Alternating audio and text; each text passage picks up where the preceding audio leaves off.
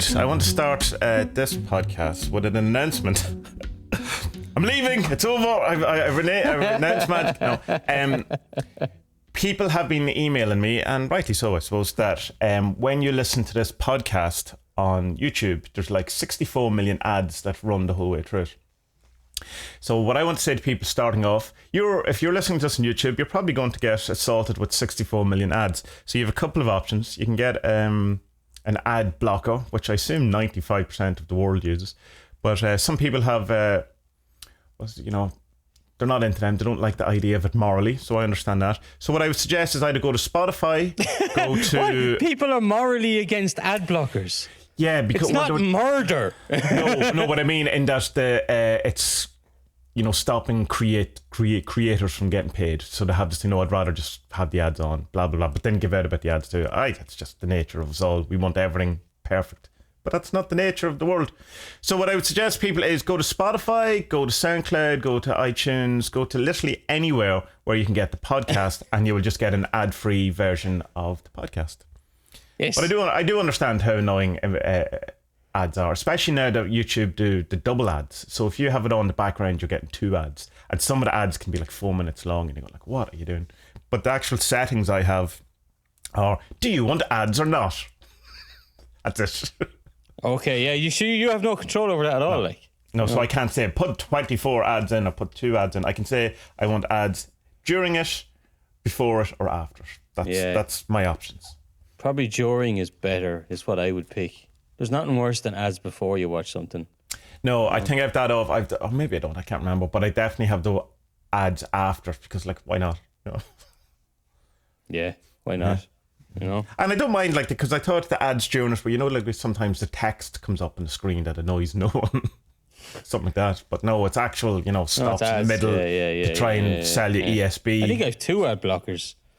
I have two on Chrome, and I have 2 other ones on Firefox, and I still get ads. So I don't know, nothing much you can do. Although not on YouTube, because I for some reason I listen to them on YouTube as well. I don't know why. Yours is the only podcast I listen to on YouTube, other than the odd Joe Rogan one. Sometimes I've kind of gone off. I have gone off him. I'm not. It depends on the guest. Yeah, even now, I'm not even looking to see what guests he has. I just kind of, I don't know, the whole bro pandemic response thing just got my nerves a bit. So, and I think Billboard, that section with Billboard schooling Joe Rogan was the last time that I watched Joe Rogan. Schooling, yeah. Teaching, Tommy. The word is teaching. sharing the knowledge in a shameful. Oh, I told you, school that man. Yeah, you obviously done very well in school if you speak like that, didn't you? Yeah, bro. Yeah, bro. It's entirely possible that I did do well at school. Give it a try, DMT. Alchemy. So what's new, Tommy? Oh, come here. Right, yeah, I have questions. What's this novena thing all about? What's going on there? Oh, the Days of the Saint. Essentially, there is a kind of a thing that's done, a novena, every year to Saint Cyprian. And it depends. Some people started today, and then which is the Saint Cyprian of Carthage, which is not the Saint Cyprian of the kind of occult world. He's the very conservative Christian, apologetic, very serious anti-magic type dude. But it's Cyprian of Antioch, and his thing is the 25th, his feast day. Although he's been excommunicated and not a real saint, and the Catholic Church don't want anything to do with him, so he's not, he's a folk saint. Depending on the country, he's very much treated as a saint in, say, Brazil or Spain and stuff like that. So there's the 9 days. What's his claim to fame? What did he do? Saint Cyprian. Well, there's the whole story of Cyprian and Justina. He became very, very popular in cults. Oh, YouTube's going to demonetize me for that slip. You said countries. In occult circles a while ago, there was a load of books coming out about him, and I tried my best. I read them all, tried to get in on them, and he was had no interest in me whatsoever. I even went on a pilgrimage to Romania to see his relics, which was at the end of the day, it was cool. And I got to see his relics and got a nice photo of the saint and St. Cyprian's hand. But this is the occult fella. This isn't the cat, the no, other one. No. Yeah. Okay. Yeah, so between Carthage's feast day and Cyprian's feast day is 9 days. And so people use that as novena, which is like in the Catholic tradition of 9, you go to Mass every day for 9 days or 9 weeks or some sort of form of 9. The clue's in the name, novena, 9. So what I do is I've stolen that in my best possible chaos magic way to turn that into the Days of the Saint, which is a kind of a 40 servants ritual using the saint and having the novena between those days. And it's kind of the first day, which is today, is kind of just trying to work out what do I want? Why am I doing this? What's this about? What am I looking for? All of that. And then you do the 9 days where you contemplate it, you ask for help, you through the saint, because the saint, of course, is about intercession and asking the help of experts and that kind of archetype. And in the same way in Catholicism, like it's the intercessionary aspect of the saints, where you go up to Saint Joseph and go, will you help me out? Will you ask God to do this, because he's on a higher up the hierarchy than you. He's got he can talk to God, whereas we can't. So that's kind of the use of the saints, which is totally against Catholic teaching, but it's wide open and just there, like at every does it. And so just kind of decide what you want, and then try to get the saints to whisper it in God's ear, and then at the end you have a big feast day where everyone's happy. That's the idea. Great. I'm not burning my box though. No, I'm not into burning the box. There's no fucking way I'm burning that. That box is really nice. I know, and it took me ages to design it. There was a guy called Daniel Mcspiel who was, when we were going around at the beginning of the 40 Servants, he was in CMG as well, and he was a very interesting character, very manic, mercurial sort of a dude, very interesting. He ended up in prison at one point. They just kind of won, this day he goes, right, my life is falling apart, I'm going to prison tomorrow. And I was like, what? And then disappeared for about a year and came back for about a week, and then he was gone again. So if you're out there, please get back in contact, because you were good fun. But he started the box burning. It was him who did it first, and it just everyone started doing it very quickly after. And I was like, don't do that. Yeah, that's absolutely ridiculous. Why would anyone? Why? It's like, could you imagine like a carpenter gets like a new set of spanners and brings them home. He's like, I have these deadly new set of spanners. They're fucking tungsten, termite, fucking strongest. This shit'll work in fucking Venus. It's so strong. But you know what? Fuck the box. Well, I think it's a kind of that ritual kind of thing of bringing them into your life and personalize them, putting them in your own box in your own home, and giving them a new home. It's like, I suppose, when you get a dog and its name is I don't know, Whiskey, and you go, well, I'm not calling you Whiskey, your name is now Jim, because you're now my dog. It's something like that. It's like visions of the only Irishman in Cheshire walking down the road shouting, Whiskey! Whiskey! All right, Jim, where are you? Yeah, so I think it's just that. But I put it in the Grimoire because so many people are doing it and so many people enjoyed it. But I do say in the Grimoire, I don't do it. I didn't do it. I'm not intending to do it. I'm not advising you to do it. But because then you have to get something else to put the cards in. Like they already have a thing to be in. Why do you want to? Yeah, no, people love that.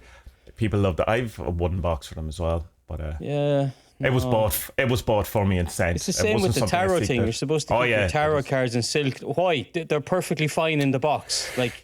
Because it brings bad luck to them. Do you not Nonsense. know? You're not allowed that. Anyone else nonsense. is not meant to touch your tarot cards. Nonsense. And you're also not meant to buy tarot cards. You're only meant to give them. How can you not? But we've had this before. How can you not buy tarot cards? I don't know. You just go around and go, I'd love a set of tarot cards. Jeez, I'd love a set. Do a sigil for tarot cards, and you'd end up with tarot. But then you'd end up with the Rider White deck, and you don't like him. You want the Aleister Crowley one because that's where all the good shit fucking happens. We all know that. And yeah, it's just I don't know. I really struggle with the. Now it's not just magic. I have this thing that I'm kind of an anti-traditionalist. I don't. Right. The whole idea of tradition is like, yeah, look, we started doing something 50 years ago and now everyone does it, so it's tradition. Yeah, but we didn't do it 150 years ago, so it's not really tradition. Yeah, but it's tradition now. No. You're missing the point. 150 years ago, we didn't do this thing. But now we do it because some people did it 50 years ago. Yeah. Do you not see the problem here? No, I follow tradition. Like, what the no, that's pointless. Like the whole thing with Irish dancing. Irish dancing has this thing with the arms are always at the side. Irish dancing. That's Here's George Jetson. And so the hands are always at the straight at the sides doing Irish dancing. Yeah, it's so ridiculous. Yeah. And it's like, why is that? Oh, it's because it remembers the people that died in the famine. Ah, right, yeah. And so like before the famine, did they move their hands around a lot? All akimbo. Yeah, did they move their hands around a lot? And they're like, we don't know. And the reason we don't know is because Irish dancing isn't traditional. It's wholly made up. It's just like kilts in Scotland. It's not a real thing. It's made up. Yeah. You know, like we eat turkey at Christmas. Why? Because Americans have it at Thanksgiving. What? That's the reason. It's ridiculous. We used to have goose. No one eats goose anymore. It's turkey. Why? Because Americans have it at Thanksgiving. Thanksgiving isn't Christmas. Yeah, I don't know. Carp in Poland. They eat carp at Christmas in Poland because one year the communists obviously the communists were in power. They were like, shite. We've too much carp in the rivers and the lakes. New tradition, new idea. You all have to eat carp at Christmas because it's fish and you're not allowed to have meat. And that's been a tradition for like 30 or 40 years now. And no one really knows why. They just eat this disgusting fish that nobody likes. And it's bony and everyone complains about it. And they're like, why do we eat this? It's tradition. Yeah, but it's fake. It's so fake. Do you know? Anyway, rant over. That all said, though, there is, within, I suppose, the Western magical tradition, there's a lot to be said for it. That I do like the kind of idea of, there's this kind of a thought, I suppose, and we'll square around to this later on because it was Alan Chapman who kind of pointed it out to me, and he's kind of saying like that if you're trying to try and work out what it is, you know, you're always coming from a place of wrongness or, you know, mistaken identity or, as his words, or, you know, you're not able to work it out. So if you kind of set up your own system in the way we do in Chaos Magic where, you know, you pick from here, you pick from there, that's all fundamentally based on the fact of, you know, not being able to see the, you know, how to get out of it. It's like Einstein saying you can't fix a problem using, you know, the consciousness that created it. So that you need some sort of tradition or some sort of teaching or some sort of thing that had it at some point right, and so that, you know, can show you the way. And you might disagree with it along the way, but there is, you know, that's the kind of the missing element to your syncretic, you know, eclectic chaos Jesus, magic. I wouldn't be disagreeing with any of that kind of stuff because that's more. So just eat the fucking carp. You know what I mean? Eat the fucking carp. I've never had it. No one's ever made it for me, and I will definitely eat it. No, but I just mean that like I have this thing that's. I just find it weird that people make up these traditions which have no founding. Because what you mentioned there has a founding. Yeah. You know, Hermes spoke to the lizard or whatever, and it comes from. But I'm sure he does a Spud knocking around, and Hermes comes down and goes, "Oh, I have some ideas. I have this tablet. It's emerald. Oh," and Spud goes, "Yeah, but did you have it last week?"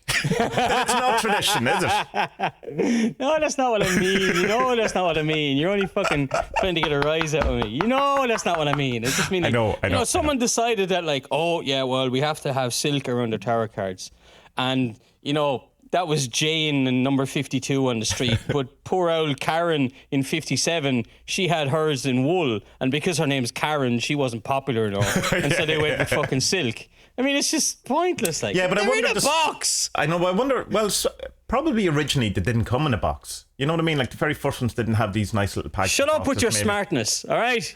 Yeah. And I suppose it was the whole thing of, you know, to will, to dare, to be silent, all that stuff where you're not meant to, show it off. So it was probably a way of hiding it. And then it just became kind of, because, you know, people got killed for having these things, burnt alive, all of that stuff. But again, you can pick any one of the kind of examples that you're saying and, you know, come up with some reason. But I know what you're saying, that it's just because we've decided to do it the last couple of years that now it's the law. Yeah, exactly. It's like, and how quickly we fall into that. Like, but look, this is why, like, when I kind of got into this occulty, magic-y stuff, I very quickly went to the kind of source of things and found the Kabbalah, rather than just being like, you know, I might try and have a chat with this god or that god. I was like, no, come on, I'm more into getting to the root of it. You know what I mean? Yeah. So. You reminded me of something. You were talking about the dog. I had a weird fucking thing with they're on holidays. I was walking the dog one night on my own, and usually we'd go together, me and Aga.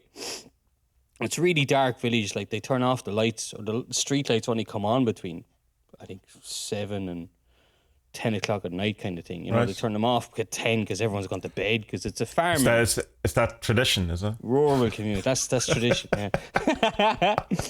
So I was walking the dog anyway, and we've discovered these kind of old, older roads in the village. See, the village was leveled after World War II because the Polish and the Ukrainians had another war that went on for 2 years, beating the shit out of each other.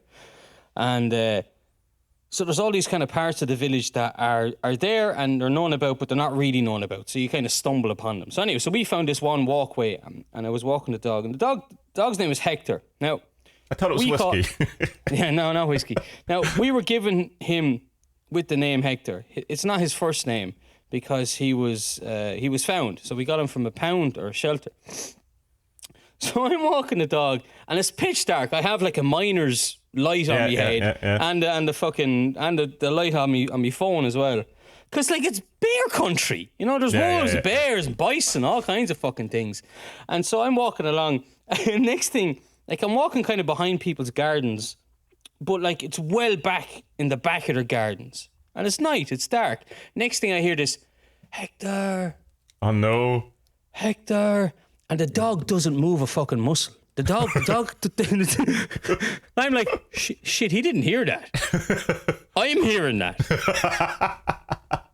And there's another one. And as well, it wasn't, I had to think about it. Aga asked me as well when I was describing her. She was like, did they say it like the way you say Hector or the way a Polish person would say Hector? Because in the Polish language, they roll their R's like in Spanish. I can't do it. Thing. I haven't a fucking clue.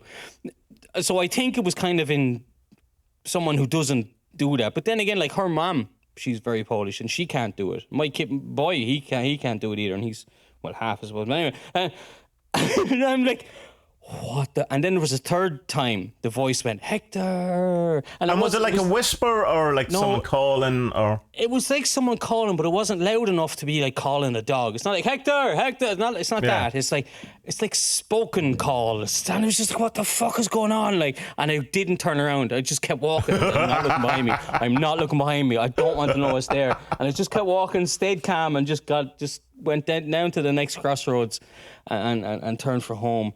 And I was shook by it, man. I was like, what the fuck? It was like, because it's not a popular dog's name, you know. It's not like at all. Rex. Or I'm sure it's not a Polish name in the 80s, you know.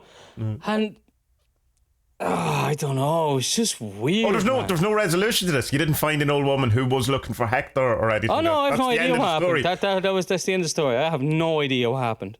Oh. But the weirdest thing is the dog didn't react. Like, the dog knows his name by now. We've had him for a few months. He knows his name. And I was like, oh, what the fuck?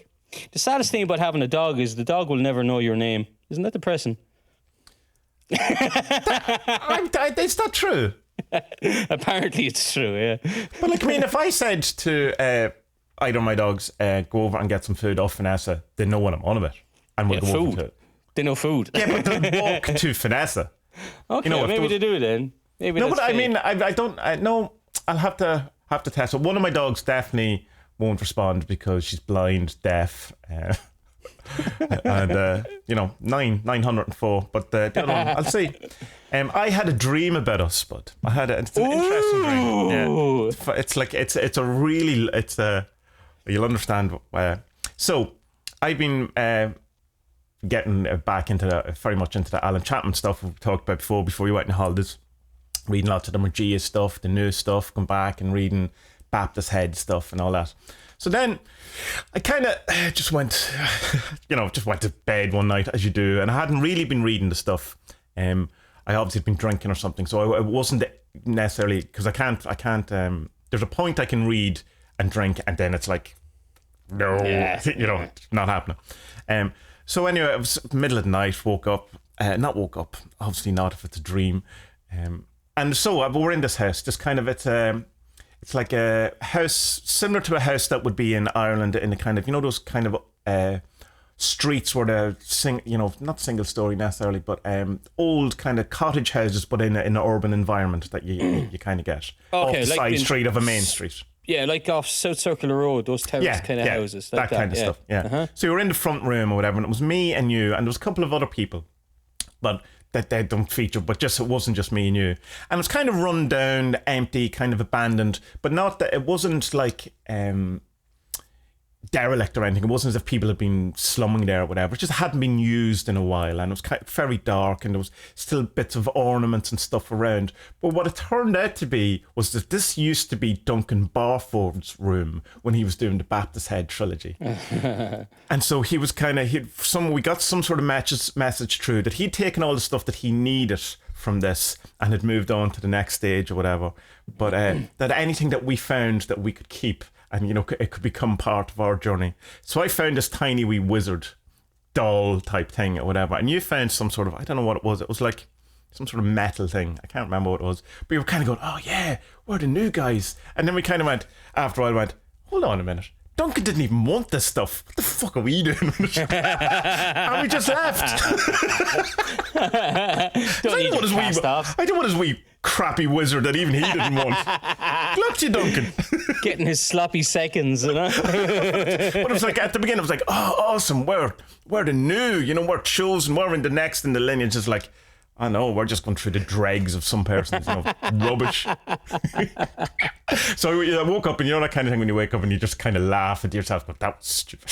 I don't know. There's a lot to read into that, Tommie, I know there is, though. I mean, there's a lot of symbolism. And I mean, from the Magia point of view of doing a binding on a dream, you could have a field day with that. Anyway, so. Yeah. I was telling you about one I had while I was away.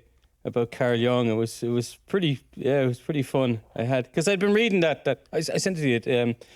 What's the name of the book? Through the Mists or something like that. It's a Jungian. Like an onion. It's an onion view. The onion's view of the Celtic myths. Yeah. So, and he's a Jungian professor, teacher, and he takes his knowledge and dissects the myths of the Celts and all that stuff. So I've been. The first week down there, I read loads. The second week, I was too busy working and too tired. But I had a dream. I was in Carl Jung's house, and I met the wife. I met the mistress. Bit of tension there. Right. But, Carl didn't care. Mistress number 1 or mistress number 2 or mistress number 3? No, the mistress, that was the secretary. So the longer one. Bit of tension. Carl just kind of laughed it off.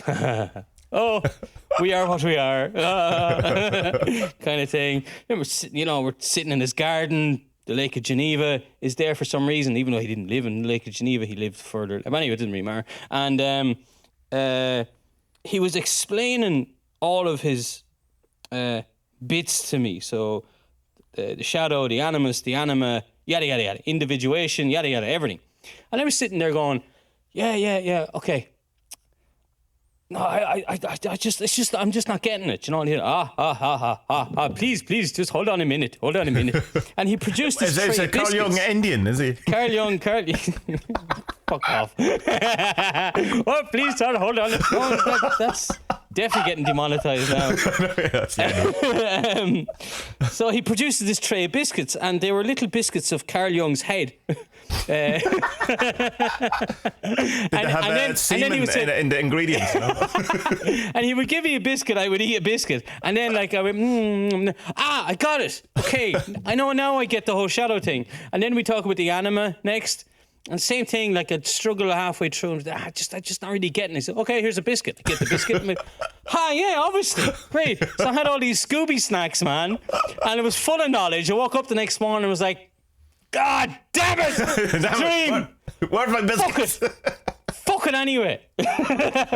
And there was a string quartet after that as well. But of course. We romped around the garden drinking tea and having cucumber biscuits. There was another dream I had a day or two later about Gurdjieff.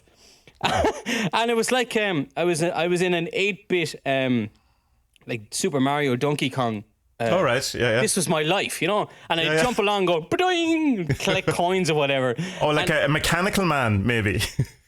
Yeah, okay. I don't get that reference, but okay, I'd say okay. That's Gurdjieff. That's Gurdjieff. Okay, so I don't know enough about him, you see. I've only know a little bit about him.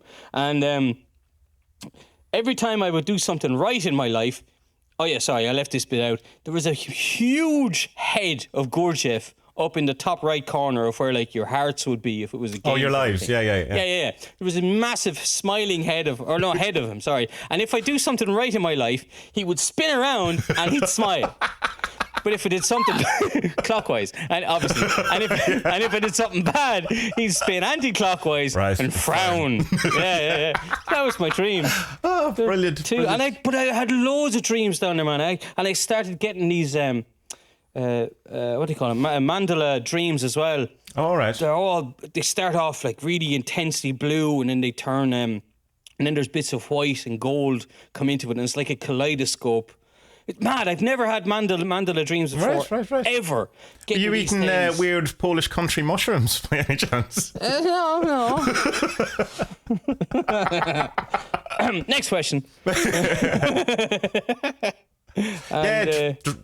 Dreams are really interesting. It could be quite funny, but there's nothing worse than someone telling you a dream that isn't funny and just goes on and on. And it kind of reminded me when I listened to that book, High Weirdness. You're really going to enjoy it, most of it. Yeah, I'm good, but the intro is very long. Oh God, it's far too long. Well, when it gets to the Philip K. Dick stuff, it's just essentially a load of drug stories, and not even interesting ones. It's like he sat at home and wrote 500 pages on drugs. Next day he sat at home and wrote 900 pages on drugs.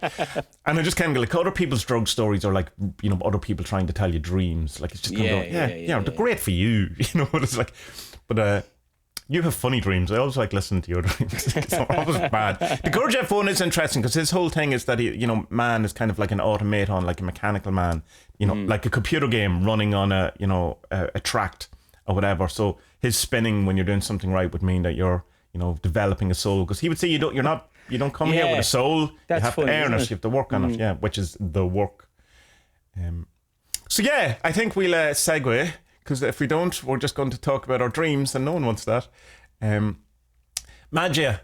So, Alan Chapman, I have fully converted you to the ways of the Baptist head. I think at this point, you were never kind of. I suppose you dipped in from the beginning. You started Blood of the Saints almost immediately, didn't you? Or am I remembering that wrong? Yeah, fairly soon. After getting but I read Advanced Magic for Beginners first. Yes. I think that was the first kit. That was the first magic book I read. Totally. And I bought the Liber Null and Psychonaut the same day, and I still haven't read that one. That's still on the shelf to be read. Yeah, I know I probably won't read it because I don't. Anyway. Just look at my study group on Patreon and you'll find out all you need. So there's where I get really, really annoyed with him, like sitting on the stairs and really fell for him, going, this fucking book.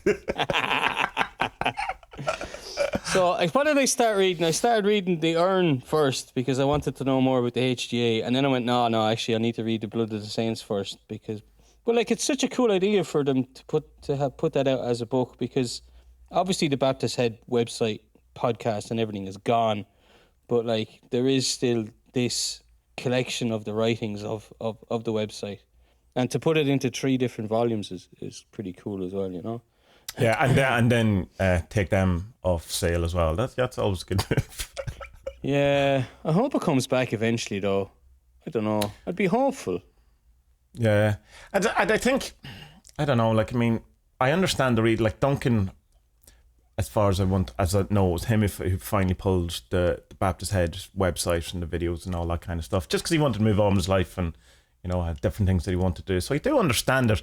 And I do understand, the biggest thing that's thrown against Alan Chapman is he does stuff and then deletes it. That's I suppose, the big gripe that people seem to have. And it's because I remember putting up on Reddit when Wise Up, it wasn't even Wise Up, it was called the Fountainhead. At that time, it was Fountainhead, yeah, and it was the immediate response was, I'll give it 3 weeks and it'll be deleted, and he did delete it, but what he did, he rebranded it to Wise On, but I kind of, given the kind of ideas, I suppose, or his kind of way he looks at life or whatever, that it's continuing kind of evolution or whatever, I do understand the need to kind of move things, see where it goes, not hold on to the past, and kind of see where it goes. But it can be quite but look, it's like that thing infuriating, I suppose, then to when things are gone, you know. Well, it is for the likes of us, but to be honest, I mean, he doesn't owe us anything. So, like, yeah, it's annoying for us that there's nothing there that we can look up quickly or find quickly. Like, I mean, you know, you got to look fairly hard for the old Baptist Head podcasts and stuff. Now, you'll find the books as PDFs easy enough, but like the other stuff is harder to get. But yeah, they're on archive.org because I uploaded them. Yeah. That's why. Oh, okay. Well, like, with permission, I have to say, with permission. Like, the thing is, like, I remember saying this to my shrink years ago, and she was kind of a bit, I don't know why, she made a funny face. She was kind of shocked about it. I don't know why. But it's something I picked up from one of the lads off the Freakonomics podcast. He used to say it a lot. Not the host, the smart guy. He used to say that, like, you know, failing is really, really good in your life, because when you fail at something, you know you're not good at it. You know you can restart. So take every failure as a lesson, kind of thing, you know. And I was saying that to her. I was like, look, like, I've done so many things in my life that I've been absolutely terrible at and haven't worked and lost money on and lost friends on and da. But fail often, you get better. You know, she was like, "Oh, okay, yeah, it's a good way of looking at it." And sure, Samuel Beckett had it as well. Fail hard. What was it? What's it? Try, fail better. Yes. You know? That's Samuel Beckett, is it? Right. Yeah. I don't remember in which one it was. Maybe it was Godot. Maybe it was something. Maybe it was the next one. But it doesn't really matter. And so, like, I totally get why he does that. Or why they do that with the website. I think, though, in a sense, though, I don't see them, I suppose, as fails in the way he... I can't speak for Alan Chapman. Maybe he doesn't see them as fails either. But as the incomplete iteration of the teaching, I suppose, would be one way of putting it. But I just kind of like some of the videos from the Baptist Head days are quite funny. And it's, you know, like, I'd like to... I kind of wish I had have recorded them up. But maybe, you know, Downloader didn't exist at the time and I wasn't able to anyway. But I would like to see some again. He was mentioned at some point that maybe they'll, you know, write a book about the Baptist Head, you know, and collect everything together, but not just the blog posts or whatever, an actual biography of the thing. Because it's really what I love about the Baptist Head thing is that it's two guys going, right, is this possible? We think it's possible. Let's do it, and then go and do it, and you know, very honest and open about the experiences about it. And people got quite annoyed with them over the fact of, you know, claiming they were awakened, because it's this whole thing of you don't talk about that, you know. And I remember someone, I won't say who it is, but someone quite well known in the cult circle messaged me about Alan, saying that you know, it's not for you to say you're awakened, it's for other people to say you're awakened. And I was kind of going, nonsense. That's nonsense. I mean, we're either doing this and believe this, or we're not. Is it, you know, like, it's like the whole kind of thing of magic is this kind of ascent, if we want, apart from the, you know, the sigil to get your, you know, your ex-boyfriend back, that, not that type of magic, but the, you know, the better yourself, the whole individuation stuff of young, and, you know, the rising above the ranks and crossing the abyss, whole guardian angel of the, you know, the Telema AA, that kind of stuff, or, you know, the whatever, all the different kind of things around it. And so what, we just have to assume that you can't get there, that it's wrong to think you can get there, that it takes so many lives, that it's like, who are you to say that you have achieved this? It'd be like, I suppose, like if you were an accountant and hey, you know, I passed my accountancy exams, I'm an accountant now. Oh no. That's for other people to say if you're an accountant or not. But I did all the things, I passed all the tests, did all. No. You don't talk like that. That's it's ridiculous, isn't it? It is ridiculous, I think. Yeah, that's the whole tradition thing that we, you know, like at the beginning of the podcast, it's like, oh no, we don't change things. But I think it's more of a thing of that you're not. It's not that you're not allowed to talk about be awake and say, it's that you can't think you're special. Who are you to think you're special? And that's not what it is. Because anyone who has any sort of an awakening experience, they're not suddenly, I don't know, richer or better off. You know, their problems don't go away. They just have a different perspective on things, which is the, you know, the whole idea of it. It's not that and even in the kind of the newer Magia talks, I keep saying Magia, but it's Magia, that he did for the anniversary, where he's talking about the whole idea of prophets and father prophets, and saying that how insignificant the Alan Chapman becomes in, you know, the kind of you're no special, you're not special, whatever, but it's the realization is the special thing, you know, that. Yeah. It's I don't know, that like, I know I was so delighted when you got into Alan Chapman and Duncan Barford now, because most people other than Beanot and a few other people, obviously in the Magia community. Most people don't like him, don't want to talk about him, or the kind of the, I don't know, his kind of things. He seems to. Remember when we did the study group for advanced magic for beginners, and then people were kind of into it, but it annoyed a lot of people, and it's kind of people are saying, I don't like his attitude, and I've gone, it's just been irreverent and funny, he's not, taking that. And people, I suppose, the other thing about advanced magic for beginners, people think Alan is an awful lot older than what he is when he wrote it, like he's like a man in his 50s or 60s or something like that. But he's 27 when he wrote it too, and that seems to come as a shock to people. What was your kind of when you read Advanced Magic for Beginners? What was your? Yeah, that comes across, that kind of cheeky little bollocks kind of thing does come a lot across. But like, you can take that as what it is. It's funny. It's irreverent, as you say. It's kind of laughing at some of the stuff because, like, I don't know, man. It's just, me and my problem with ceremonial and ritual magic. It's just, I mentioned this regarding Eccles as well, Damien Eccles as well, is that like, well, I have this in normal life anyway. I think conservatism is just standing still.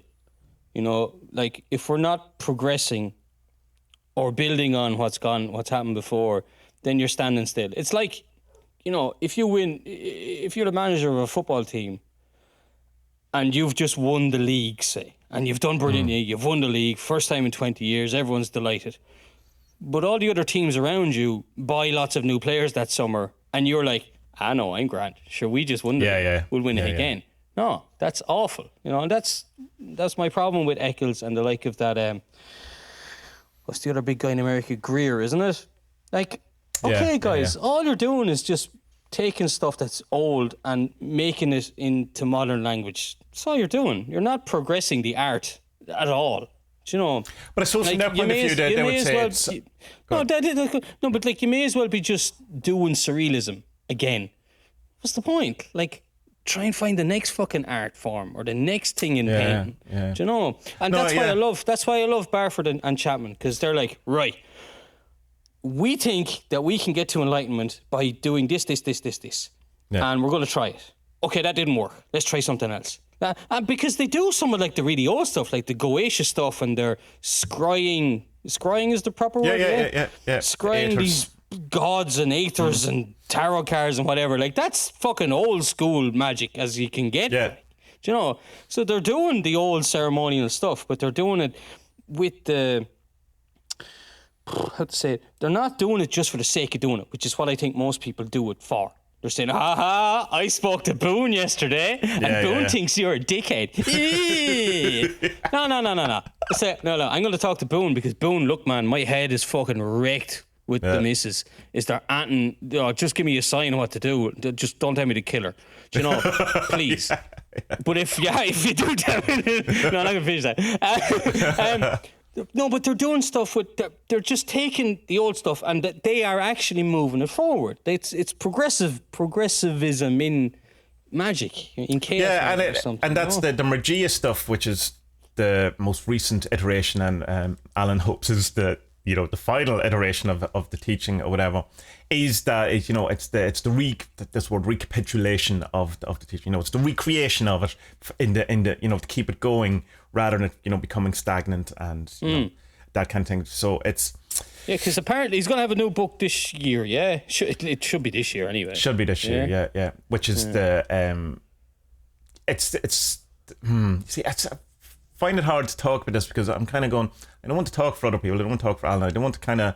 He hasn't announced these things, but he also talks about it fairly open. So I just kind of, on somewhat unsteady ground, knowing what I can't talk. Yeah, so there's a book coming out which is going to be teaching the Magia stuff. But right now, you can go to Magia, which is Magia, which is a word that basically means the perfection of philosophy. Right, it's an old word, among other things, but it's and magiateaching.org. And you can go, and there's 12 teachings, 12 audios that you can listen to, which, when I heard them first, I found it very, I suppose the cadence and the way he was talking and the kind of speed and all that very off-putting. I didn't enjoy it. It took me a while to get round to it, to send it. What is this? You know, it's so different. And it's kind of like, so you have the teaching, which is quite somber and serious, sounding almost channeled, but you know, most people when they channel, they do this kind of weird thing to the voice where they don't talk in their own voice. They'll talk and they'll say, I am Ra. I am the god of the sun. I am here, good people. Please listen to me. I am the great Cornholio. My bunghole. But they do this, and it's like funny because Abraham Hicks, they did it and they had this voice, and then after a while, just went, yeah, we're not doing that voice anymore. It's like, you know, in V, remember the old TV show where they had the voice box thing for the first series, and then the second series just went, yeah, we're not doing that. Yeah, we're not just doing ignore that. Pointless. It's like that. So it's kind of it's a slower cadence. It's kind of I suppose it is somewhat channeled anyway.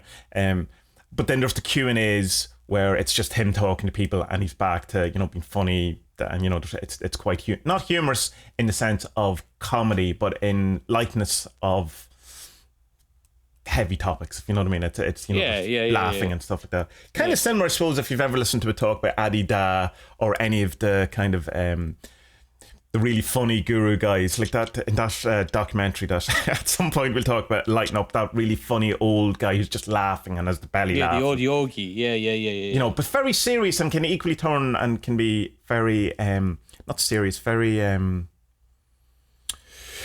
don't know, words fail me at the minute, but you know, you can could say something in a sense devastating or world shattering or, you know, completely change your view, but in a kind way and in a kind of humorous kind of way. Anyway, so because there's one bit where there's an American guy and he's been like, he kind of asked Alan, why have I not gotten enlightenment yet?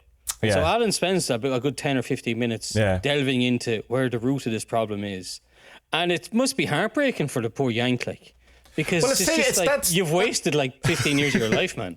But but like we're all doing that. And the thing that I love about the Magia stuff is that, because the thing I've banged on about for years is that there isn't enough, in a sense, like say personal development, shadow work, or that kind of thing in magic circles. And there's a whole section in the Magia stuff which is binding, which is what that section's coming from in the teaching, where it is that you look through your life, through your different roles or shadows, how to play out in your life, and you try and remove them.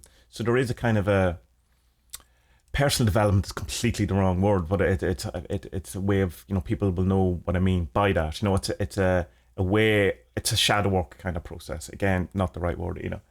So he's talking about that in the thing, and he's going through the whole different things, and it's about your man looking for awakening, but what he's really seeking is more of what he already has, not the awakening kind of thing. It's a very interesting.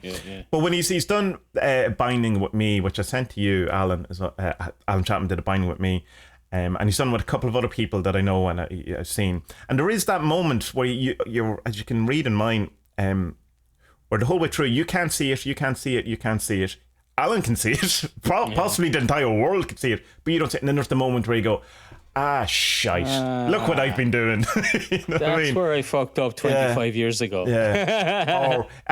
But there's in that, and things I've talked about before with different kind of, you know, when I've suddenly had that freight train of the realizing that the victim playing I was doing, there's the both things of where it's horribly embarrassing in one point, but in another way massively relief, unbelievable relief that I don't have to fucking do this anymore, thank God. Oh wow, that's great. But at the same time, oh my God, I did that for a long while. I didn't. That's the embarrassment is not more that you did it, it's that you didn't realize you were doing it.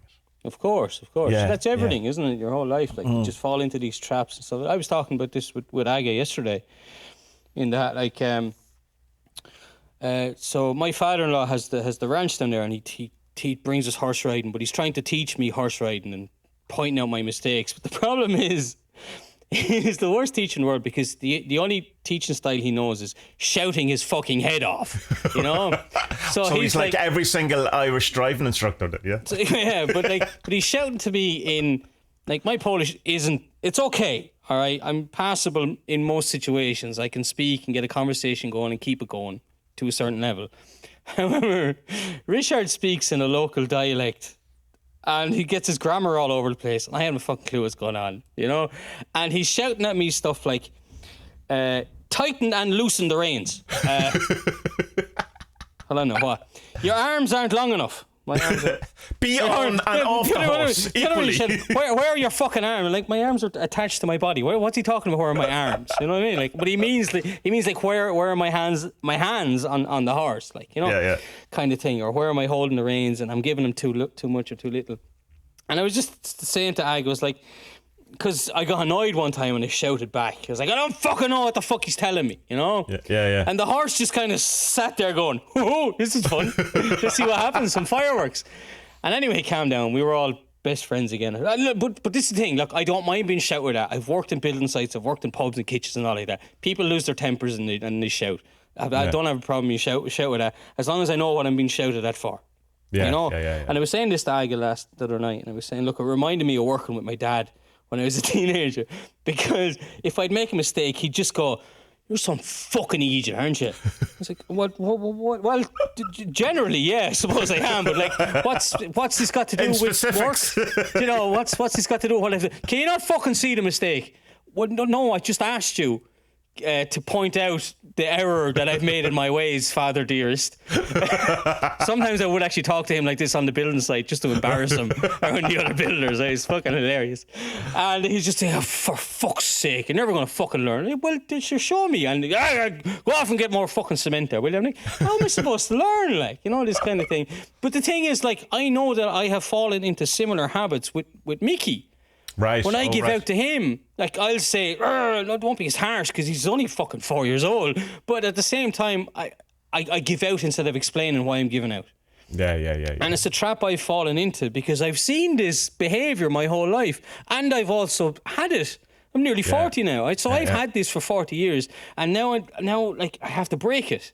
Yeah. You know, so this is perfect for a binding thing. Yeah. So it's the role you're playing, basically. It's the role you're playing. So what you're supposed to do is you're supposed to go back to the first time you remember it. Isn't that it? Well, no, first is you will be doing something. Say you're doing a meditation practice, or you're doing something that's personally meaningful, and you get interrupted by the thought of your dad on the building site shouting at you for being fucking idiot. And you go, right, thanks very much for... Come in, please, into the house. Father dearest, welcome. Well, the whole, not just your dad, but the role, that thing. Thanks for letting me know. Sure, yeah. And so then it's kind of binding's quite hard, and it's very easy to put people astray. And I'm definitely not an expert, and I always end up having to ask for help of the people who know better. So this is a bad explanation of it. But so you kind of you start off with the situation that it is. And then you kind of you look through it to see, well, what's the apparent name of the role I'm playing, as if you were casting someone in a play, you know, and this is, well, what's this role? And you go, well, it's the angry firefighter, or it's the annoyed father, or whatever it is. So you give it an apparent name. Then you look through all the different times in your life that the similar role has played out in your life, and then you kind of bring it back to the kind of earliest you can, but it doesn't have to be. Like, I mean, you're probably not going to find the earliest instance of an awful lot of things, because some things happen before, you know, like pre-verbally, like before you have words to actually. That's really tough, because, like, how do you describe something that is in your brain and there's no words around it?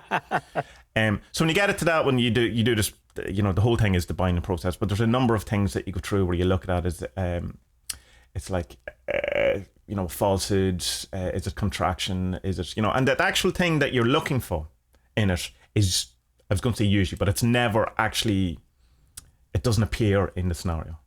And that's a very kind of interesting thing to... it's like it's your impression of the scenario while you're in that scenario. Yeah, and it's usually upside down, because you're in that situation and you see the roles that, like for example, me being cheeky with my dad. Yeah. So I see the role as like, oh, well, if I can make him laugh, then he won't be angry at me. You know what I mean? Yeah, or it's coping with it, yeah. Yeah. So it's a coping thing. Okay, so then they would say, okay, so the coping thing is this role that you're playing. You should be playing the other role of maybe the instigator or well, what the thing is, that what you find is everyone is playing the same role. It's just one is an active version of it and one is a passive version. So there's an angry thing. Yeah. So in the case of, say, if someone being angry or whatever, it's not that we're because I got hung up. It's like, it's not that thing of where, oh, you're really annoyed about the part of you, you know, like you don't really hate this guy. It's the bit in you hate. Fuck that. That's not, I can't have that. Like, I mean, there's some truth to it, but it's not, you know, it's not a golden rule. But it's realizing that the entire, you know, there's an active and passive thing. And what happens, so say in the situation where your dad's shouting at you, it's not secretly that you're really shouting at your dad, though it could be, like, you know, but it's just that's, you know, the reciprocal and opposite roles and stuff like that. But there's like a transmission scene that happens at some point, which is, you know, that if you can find the earliest point where this role played out, that's where it happened. Where you make a case of mistaken identity on thinking this is true about creation, about life. But it's a role, it's a shadow, it's a thing that's fooled you into getting the opposite of what you care about. And you kind of, when you realize, and it's so hard, that you know, particularly the first one, to get your head around the entire thing. And then when you kind of realize that, say someone criticizes you when you're a kid, and then you've spent your entire life criticizing yourself, it's the same role because it was transmitted to you and you made the mistake of that being the thing. So then at the end of all that, you try and find out what the real name of it is. And once you have the real name of it, you've Rumpelstiltskin to that bastard, and you now have the, you know, you power over him and all that. Again, terrible explanation of the whole thing. Do your own investigation into it. Possibly talk to Alan, you know, to get a better appreciation of the whole thing. If it sounds like nonsense the way I'm saying it, it's definitely the way I'm saying it, not the process, because the process is fantastic. But the how you know when you're no longer playing the role will be, for example, in your case, you're talking to your dad, he starts shouting at you as you're a fucking idiot, and the role doesn't play out. You just go, okay. You don't have the automatic, you don't play the character, you don't play that, it doesn't follow through, and then you go, all right, so that's no longer played. Yeah, exactly. No, I think you've explained it very well. That's what I got from it as well. You know? Yeah, there's definitely nuances and stuff. He starts off the teaching with a very simple meditation of the fire practice. That was called the fire practice. Yeah, it's very similar to the noting kind of meditation that people would be aware of. But there's a continuation. It's a simple one, because at first with meditation, people will say, "Oh, how do I keep my mind restful?" Well, with this, you don't. You don't. Actually, you don't, because you take the idea and you say, like, could be anything, like, oh, Jesus, I have to put out the bins tomorrow. I can't forget to put out the bins tomorrow, right? And then you have that you're in your head, and you can repeat it. And then you imagine that it's the arms, or what do you call it? Prongs of a fire. Yeah, flame. It's just something coming out of the fire. That's all it is. And then you can burn it. Get rid of it. It's gone. Yeah, and then you start it again. There's 4 parts to each of the unbinding practices, they're called. And the fire one, you start off with just very simple noting thing. You close your eyes and you go, oh, I'm thinking about bins. And then you go, oh, I can hear the wind. I can hear a cat. You know, but not engaging. You know, you're not kind of... you're just noting it. You know, you're just and his whole thing is you're looking as just to see. You're not trying to work out the meaning. You're not trying to heal it. You're not trying to stop it. You're not trying to increase it. You're just looking. It's like, a great example he gave me on this is that there's a sentence on a piece of paper in front of you, and he goes, is the word fox in that sentence? And you look, yeah, the word fox is there. You're not trying to work out what the sentence is. You're not going to try to work out what the meaning of the piece of paper is, or why there's a sentence on it. You're just looking to see, is that there or not? And so you do this kind of thing where you're just noting it for any number of time. And then you go into the second part of the thing, which is, the first one is the exoteric, and this is the esoteric section, I suppose, where it's you start with the mantra's awakening is a fire. There's been a couple of them, so I was confused in my head. With no choosing between one thing or another, just burn. So you don't have, which is the thing you're describing, where you just, everything, you know, is one thing. You let it just be what it is. And then eventually you go between the two different things. You know, go back to the exoteric thing. And the two of them, which is the fruit of the practice, is that you can't tell the difference between them anymore. I've never got to that bit, ever. And then the dissolution is the focus, where it's, you know, everything is found within in itself. But I find the first bit very good, and I can get to a very kind of calm state, and my mind kind of does stop. Not stop. It slows down, or it doesn't. Or I can go. You know, when you're meditating and you kind of go, oh, I'm getting a bit bored. And rather than kind of acting on that, you just kind of go, oh, well, that's bored. That's what that looks like. That's what that is. Yeah. And, you know, and it kind of, not dissipates. It takes its power away. It stops us from going from, oh, I'm bored. Yeah, I'm bored. I'm going to stop this. It just stops us from getting to the bit where you then get up. It's like, oh, there's boredom. Okay. There's a cat. There's the wind. There was I had gone into these first when you gave them to me, or when you told me about the. No, wasn't that it? Didn't I have some message from Minerva about on the podcast, and I was telling you about she told me something about Magia or something was the message. Oh yeah. And you told me, that's what Alan Chapman's doing, and I nearly fucking fucking exploded. Yeah. And so I did I got into them, and I listened to the first 5, and then I got distracted and I went away from them. And I have no idea why. I always meant to come back to them. And yourself and Beanot, especially Beanot, were like, go on. Or Beanot gave me a kick up the arse and told me to get back into it. So I did. And I listened to them all when I was down there. And it's funny because the first one that I came back to then was what I suppose is the modernization of what the HDA is. And the silent knowing. The divine self. No, the divine self. Well, right, Okay, I suppose we should talk about that as well. But the divine self is this idea that you say this prayer during a meditation, and it goes, heart of my heart, my divine self, I offer you my momentary fate and place my eternal destiny in your hands. Yeah. So I think that's amazing because this is the beloved unbinding practice. So. Right. Yeah. Yeah. Sorry, the section on the website is called the Mystery of the Divine Human Being. Mystery of the Divine Self, or Divine Human. Divine Self. Yeah. Divine Self's the first one. Yeah. But it's the same thing because you're just saying, right, there's something bigger than me, higher than me, more knowing than me, that knows me better than I know myself. Yeah, like who are we to know what will make us happy? You know? Yeah. How's that been working out for us? I haven't a fucking clue. But there is this divine thing or something, whatever you want to call it, the HDA, divine self, higher consciousness, and by doing this, the beloved, by doing this, you're saying, give us a hand here. I know you're in control, and I'm going to give you control of me because I know that it'll lead to better things. Does that make sense? No, I presume if anyone doesn't know about this stuff, they're going to be like, this guy's fucking barking mad. But this made loads of sense. Loads of sense. Yeah, but it is like the beloved thing. It's kind of you offer up all of the things, but the important thing to remember that means you also offer up the good things. It's not just all the negatives. So in the beloved sense, all that you offer, your momentary fate, that which is the thing that is apparent to you at the moment, that seems apparent to you at the moment, and then your overall destiny you're handing up. But that includes that. I start feeling bliss. That equally is handed over to the beloved. You walk through all of it. It's not that you kind of hand up just the bad stuff to get to the bliss. It's you walk through all of these things. It's my understanding anyway. You walk through all of these things to find out where they're going. I just want to go back to the silent knowing thing, which is the open. But you know what? One other thing on it. Right, sorry. It's very similar to the what's the word? Oath that you make in the AA as when you take the master of the temple position or whatever. Right. Because that I don't remember word for word, but it's something like in everything that happens it's something like this.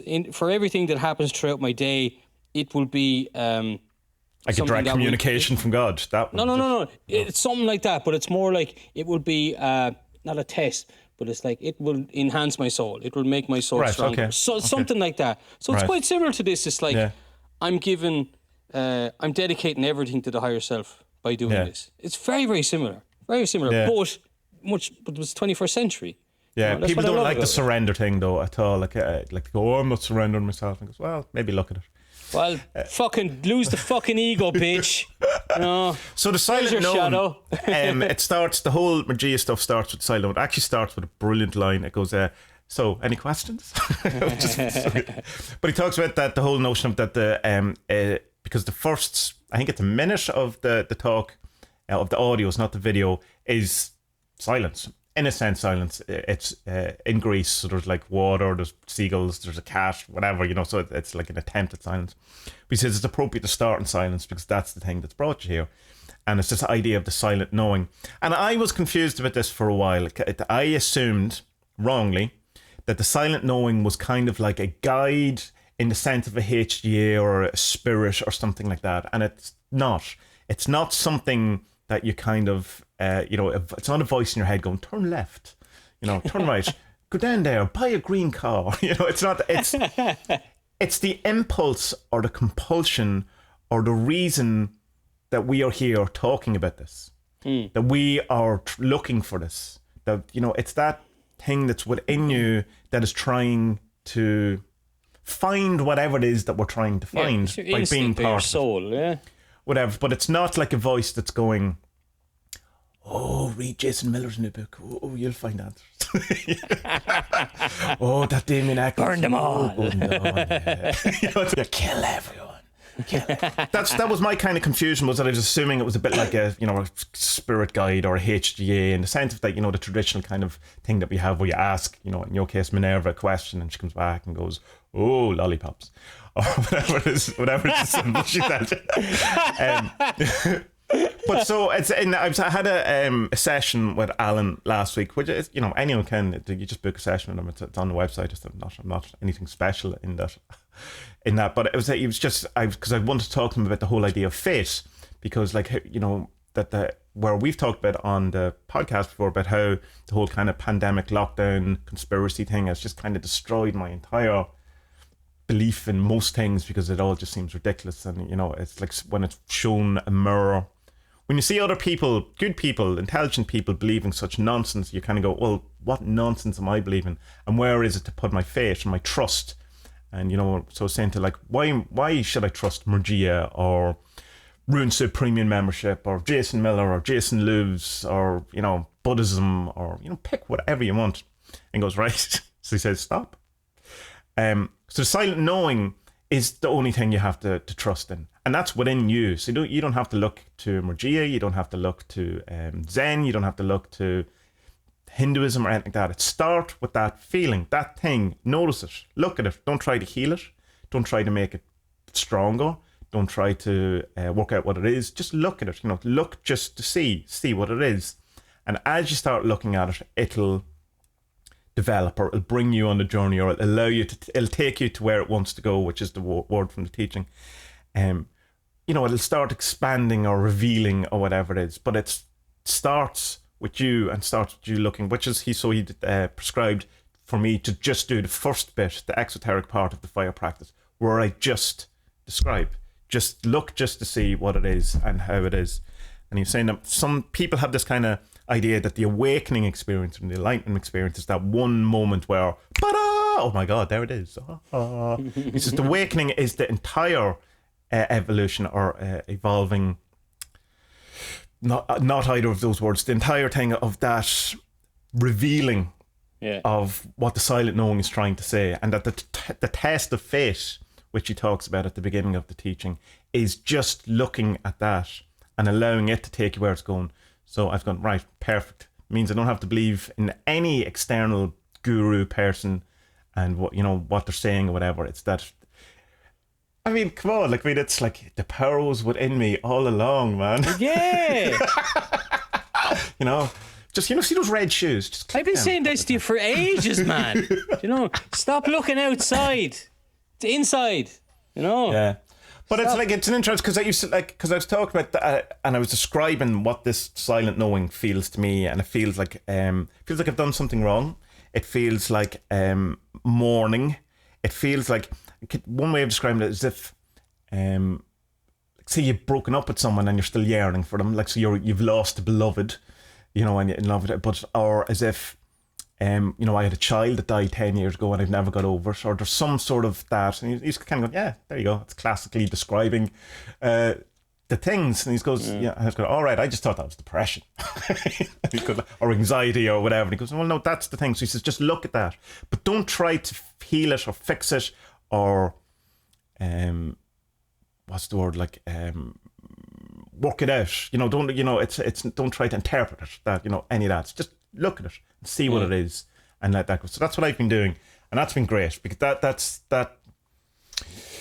So it's like one of those things, that when you could hear it a million times, and then one day you go, oh yeah, yeah. Until you get it, you're not going to get it. Yeah, and that's the thing. Your man, Joseph Campbell, was saying this as well. But his thing is transcendence is transcendental.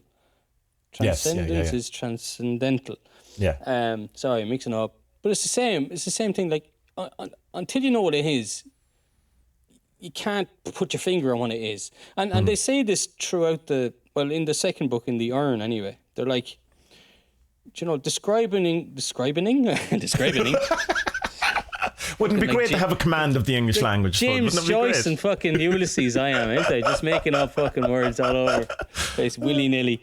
That describing an awakening to someone who hasn't had the awakening doesn't really make much sense. Like I was telling you one there last week or something about how I had this realization about time and ever-changing, and everything is always changing, always at the same time. And as I was typing, I was like, he's not going to get this because it only makes sense to me because I had this, what for me was a kind of profound realization or awakening of our universal relationship with time and how we look at it arseways, wrongly. Like there was some book I was reading and it was like, once you open a door and go into the next room, you're actually a different person in that room. And think about it. Like if you actually boil it all down to really, really basic stuff, through even the molecular changes that have happened in you going into that next room, the person that's on the other side of that door when that door closes isn't exactly the same person as it was. And you're like, and we know this to be true, and this is scientific fact, because how often we forget why we were going into the room. Yeah. Isn't it mad, isn't it? Yeah. So I had this mind-blowing thing, and I was typing to you, I was like, he's not going to get this. But I think you did get it anyway. It doesn't really matter. Well, I can understand the words. I can understand the concepts, but I probably don't get the significance of it. Or the enlightenment or the awakening that you exactly. got. Yeah. It's like I go, that's true. And then one day I go, oh yeah, time. Yeah, no, I had that all wrong. But it is. But it's like what you were saying there, like the thing about, someone actually had to spell it out for you. Because I know, me and you talk about stuff like this a lot. And as well, you've had your own therapy stuff as well. But it hadn't sunk in. Yeah. But there's nothing wrong with it not sinking in. It's just that you weren't at the place that you needed to get to, Yeah. And that's what I really, really like about the Magia stuff, because you start off at a really basic thing. Really basic. Like this meditation of noticing what's going on in your surroundings, but not placing anything on it. You're just saying, birds, bins tomorrow, cheese. Lollipops. But then the end of it is total Telema and Kabbalah. By the end of it, it's mountain, right, okay, it's total higher self, higher consciousness.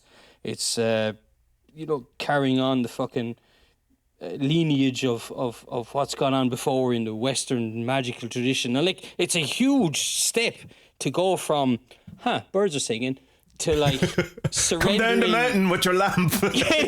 Coming down the mountain with you have given your life or your soul to this invisible thing who has your back. It's mental. But for anyone I know who does it, and including me in it, although I think I'm doing it in a different way, but what Alan has done with the Magia teaching, he has taken pretty much everything I've learned about this kind of stuff and put it all into one lovely, neat little package as the teachings. And I fucking can't wait for this book. I cannot wait for this book, man. Yeah. I'm so excited.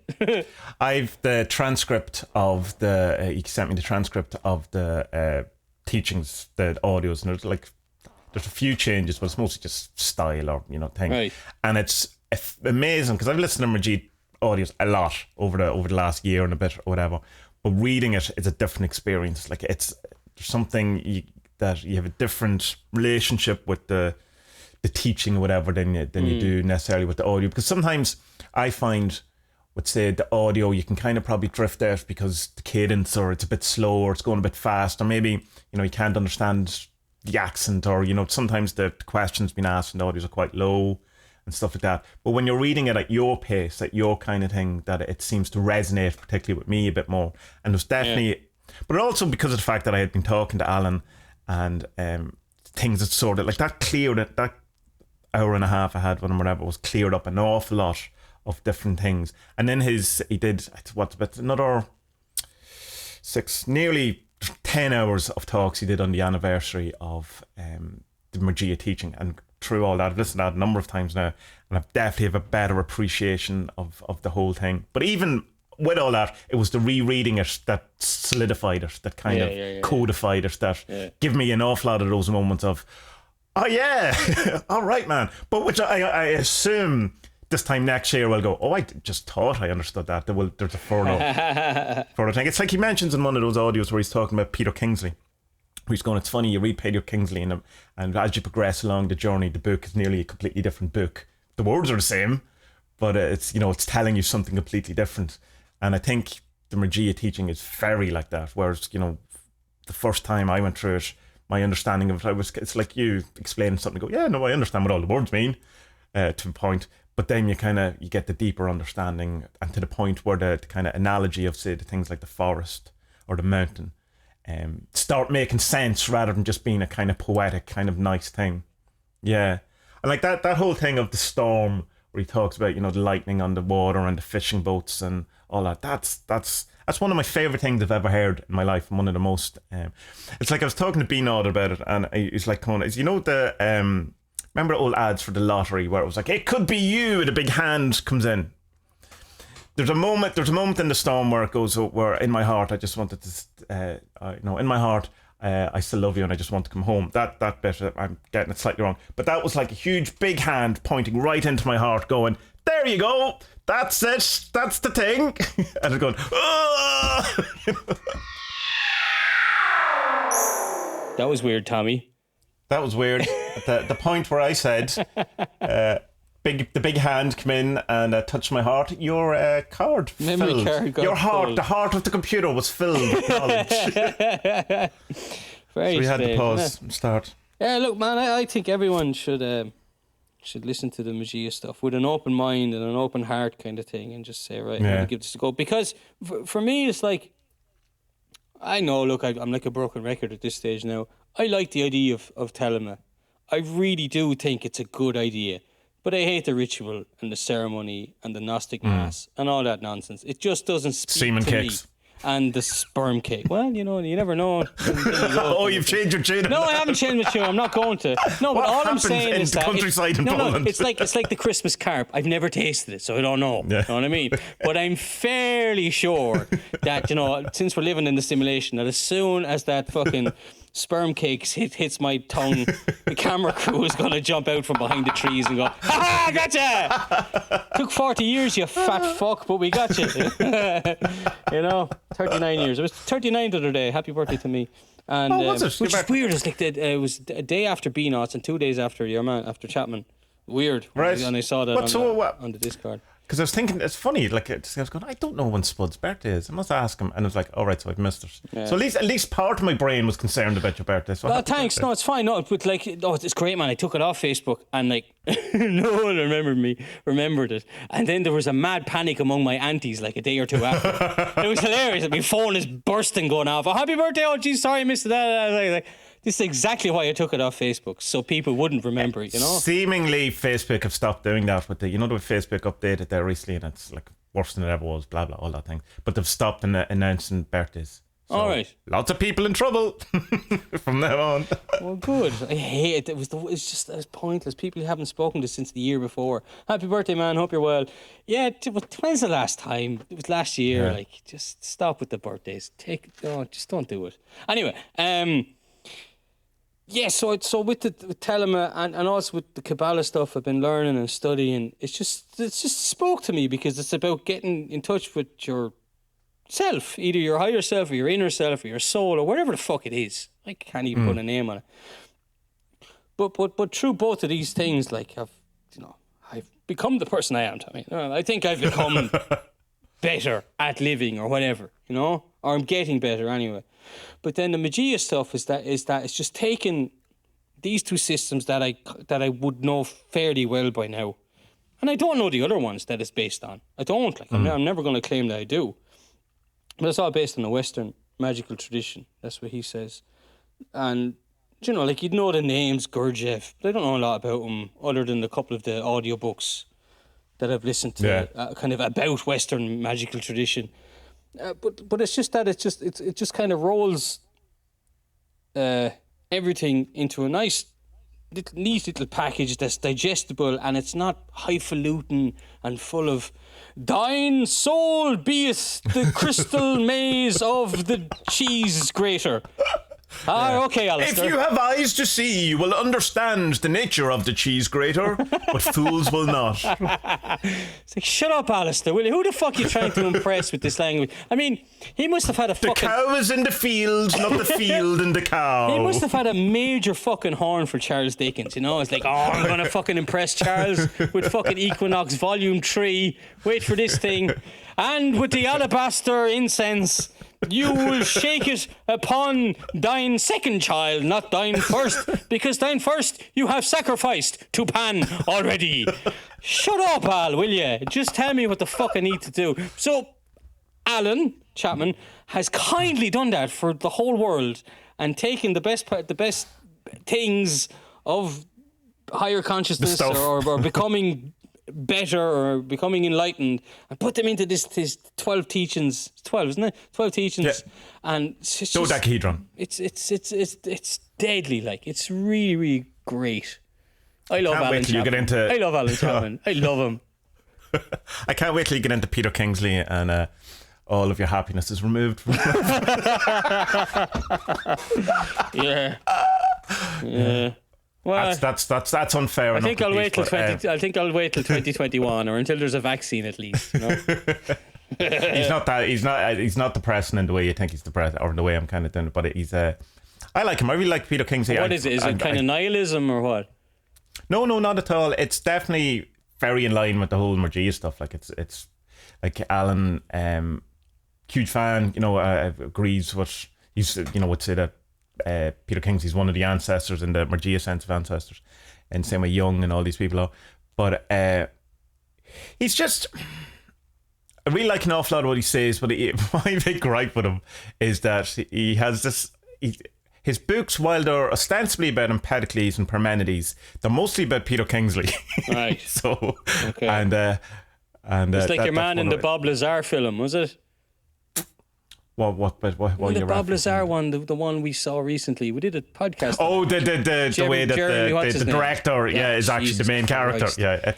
Yeah, it's like that. So right. You think the documentary's about Bob Lazar, but it's really about beardy director. In his, but nice that's not to dismiss Peter Kingsley, because he's great. He's great. I love him. I love him, but he's not. He's definitely not like. I wouldn't share. I wouldn't share Chapman's views of he's a bit grim about the future for humanity, and I don't really have that. Well, he's not. He has the thing which is kind of, I suppose, the Kingsley thing, is that he's neither positive nor negative about the future. He's just going, this is the way it is, and it's, you know, that the kind of a.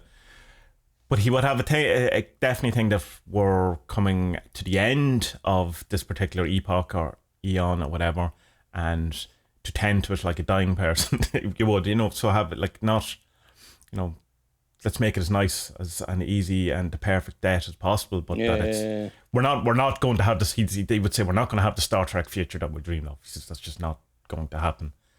But you know, Alan Chapman's not infallible either. But that, you know, like, did anyone think we were? I mean, it's a fucking television program. Like, do people not know that? I know. I genuinely think a lot of people. I know mutual friends of ours would certainly think that would be the hope, that would be the dream. Like, that's what people thought, I suppose. Some people thought when Bernie Sanders, you know, was going to come in, that he was going to usher in the Star Trek future. Like, that was where that was crushed for most people. That dream. Yeah. No, I don't know. I think my attitude to people has changed quite a lot over the last couple of years, especially. Like, I had always I remember in school and even in college. I remember in college a professor called me naive because I tried to see the best in people. But like, why? Like, I want to see the best in people, you know. And I do now. It's just, and I think that it's naive to see the best of people in the same way as it's naive to see the worst in people. I suppose. Yeah. But it's just that, like, I've definitely come to the opinion that, like, cities are bad. Cities has too many people. They're bad for people. I think, no, it's not even that. It's just dealing with people on an individual basis is the best way to get anything done and to do things, rather than just shouting at each other on the internet and stuff. Like, big groups of people, bad. Small groups of people, good. That's kind of the way my thinking has become. And I don't see that. I don't know. I think, like in the new stuff for the year anniversary stuff, he talks about this film by, what's the big American guy bowling from? Michael Moore. So Michael Moore has this new documentary about how the green industry is as corrupt as Planet of the Humans. Planet of the Humans. That's it. But the problem with Planet of the Humans is it's as soon as it came out, it was lambasted by everyone because a lot of the facts are based on 10-year-old stats, which aren't common. There's a big scene in it where they're brought to like a field full of reflectors or whatever, solar panels, and your man go, oh, we need so much. This will only light a small candle, or something equivalent, But like that's a 10, 15-year-old plant, and it's not indicative of what is possible now. It's not. So like that's an issue I kind of would have with Chapman in that I don't. Okay, so you're saying he doesn't have a positive or he has a neutral attitude to the future. Well, it's the Buddhist, I suppose. Look at the thing is that it's, that story where there's a guy and he's a farmer and the bull runs away and then the townspeople come and go, oh, isn't this terrible? Your bull has ran away. And then he goes, oh, it's neither terrible nor good. And then the next day the bull comes back and the local town people go, oh, isn't it great? He's back. And goes, it's neither good nor bad. And then, the son breaks his leg. The town people come up and go, oh, isn't it awful that your son has broke his leg? It's neither good nor bad. And the next day the army come to conscript them and say, oh, he's broken leg. He's not going to go to war and die. The townspeople go, isn't it great that he's not going to go to the war and die? And the father goes, it's neither good nor bad. And I think that's the kind of approach of that. The pain isn't in the event. It's in, reaction to it. So if you're looking for a positive or a negative thing, that's where the struggle is. That's where. So if you just see it, the whole message of Magia is to look just to see what it is, rather than having an opinion about it. And it's us in a sense, because he does say a number of times, oh, this is bleak, and he laughs, and it's seemingly depressing. It's apparently dark and all that, and it has a nice wee laugh about it. But that's only because we've decided in some form or whatever that we want the Star Trek future, or the thing, and so that it's only a bad thing because we're not getting what we want. Not necessarily. It's a good thing in the sense of creation and eternity and stuff, because you have the circle of life, death. Exactly. Plus I think in one of the earlier talks he mentions that the COVID-19 hasn't been all bad, because we've seen that having families together, having small groups of people together, like communities are, where it's at. Kind of re-establishing themselves, and it's great. And I have to agree with him. I think I remember I interviewed a comedian years ago. Zoltan Kazas is his name. He's getting more and more well known as the weeks go by and all. He's great. He's an American Hungarian, and one of his early jokes, he's in this big club and he's like, "Yeah, man, the internet. Maybe we're just not supposed to all know each other. Maybe we're not maybe. Maybe it's nice that country is all the way over there and we don't know everything about it. Like, do we have to know? But it's like, me and you have spoken about this a lot. It's like, you don't have to have an opinion on everything, And like I was saying this down at the parents-in-law place as well. It's like, your man, the father-in-law works from 6:30, 7 in the morning until 8 or 9 at night with the horses and doing building work and all this. He's a load of things going on at the minute. And then he comes home and he watches the national right-wing, paid for by the government propaganda news channel. Basically is what it is. Right. It's like RT News. But it's the government's news channel, basically. And he just sits and he watches this thing and he dozes off an hour or two later. But it's been like, I don't know what Irish news is like at the minute, but Polish news is basically 6 people on Skype shouting at each other. Do you know? In Polish. Yeah, and he watches this, and every now and again he'll swear at the telly, just kind of agreeing with them, you know? And it's like, why are you doing this to yourself, man? You know what I mean? You work your fingers to the fucking bone, and then you come home and make yourself mad watching telly that, like, politics you have no control or say in at all. You know, don't do this to yourself, man. But sure, whatever, he likes it, so, you know. Does he like it? Does he like it? I think he likes knowing what's going on, kind of thing. But I think that's why most people... Sure, I used to be mad into politics. I think it was the same with me, and now I'm just like, I couldn't give a bollocks anymore. I couldn't tell you the last time I seen the news. All I'm concerned with is the happiness of my friends and family, you know? Well, that's it. I was going to rudely interrupted your lovely, generous, heartfelt thought there. I get all my news from Reddit, which is probably the worst thing in the world. I can't go, well, if it gets to, the top of all on Reddit, then I should probably know about it. Other than that, I don't care. But it's usually some form of, oh my God, Trump has done another thing. That's all it is. Yeah, how is he going to get away with this one? Trump wore a purple tie today, and that means that, bleh. Yeah, shut up. It's just... Trump has killed 3 children live on TV. Oh, the Republicans say, oh, well, the context has to be taken into consideration. So I can't wait for this book. I think it's going to be great. But, like, I wonder, like, I was saying this to you before as well, but, like, I hope it doesn't become a Telema thing, because then, like, you see that there's power grabs and stuff going on in that, and there's different lodges.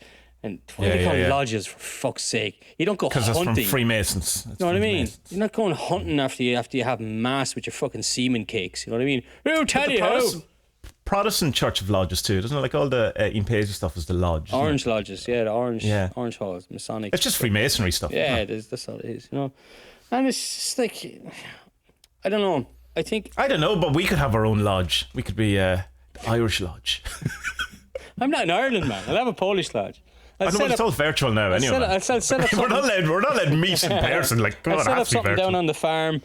Alan can come over, give a chat. For a reasonable fee, I would hope. Tommie, you can come over and do a workshop with 40 servants. Get your missus involved. Mine will not be a reasonable fee. To do a yoga workshop. What else can we do? I can provide the shits and giggles, basically. That's all I can do, really, is make people smile. And I can also maybe sell some art. I don't know what I could do. Anyway, what we call it, Spud Fest 2021. Spud Fest, yeah, featuring Alan Chapman. Can you imagine?